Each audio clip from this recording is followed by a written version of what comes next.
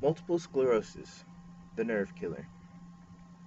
Multiple sclerosis could easily be classified with the common diseases such as cancer, Parkinson's, and Down syndrome.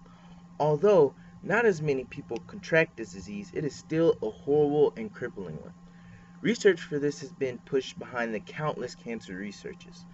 Multiple sclerosis has been a common disease for many years, but little know about this disease. Let's start with the history of multiple sclerosis, also known as MS. MS has been around for a long time. It is a disease that attacks the central nervous system. According to Shanna Freeman's article over the history of MS, she states that MS has been around longer than it has had a name. Writers from the Middle Ages have written notes about the symptoms of patients. She mentions that a Dutch Saint Loenda may have been one of the first known MS patients. Dr. Jean Martin Charcot was credited with identifying the disease. A patient of his had unusual symptoms, which he had tried to treat with various medications. She later died, and he studied her brain. He found lesions and called it sclerosis in plaques. Now that you know a little about the history, I will discuss the types of MS. There are four main types of MS. The first one, relapsing remitting MS, also known as RRMS.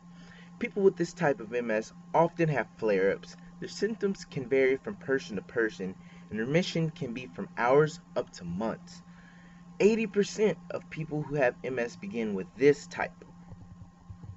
The second type is called secondary progressive MS, also known as SPMS. This type of MS occurs mostly in people who have RRMS. The disability never fades with this form of MS. Relapses and partial recovery occur, but symptoms progressively get worse over time.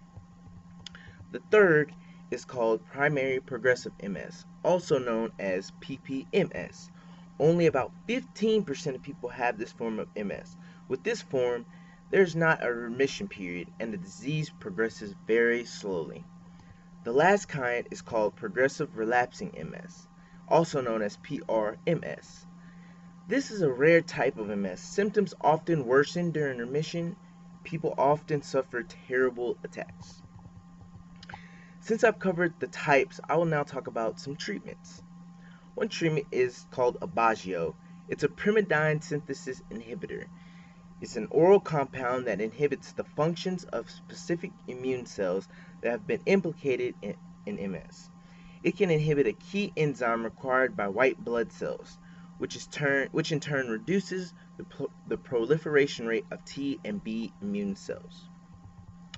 Another one is called Avonex. Avonex is a medication manufactured by a biotechnological process from the natural occurring interferons. It is made up of this same amino acids as the interferon beta found in the human body.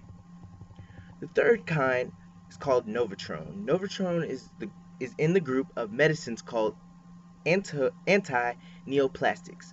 The only use for this medication was to treat different forms of cancer.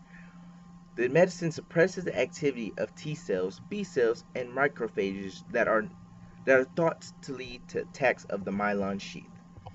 All these are found under treatments, and then the diseases were found under the Mayo Clinic. See, the information I have just shared with you gives a little insight into this terrible disease. Not many people are aware of this disease and how it affects the body. This is a serious disease that can leave a person disabled. Treatments can only help so much with multiple sclerosis. Once you have it, you'll be forced to take medicine for the rest of your life. I hope I've successfully educated you about multiple sclerosis.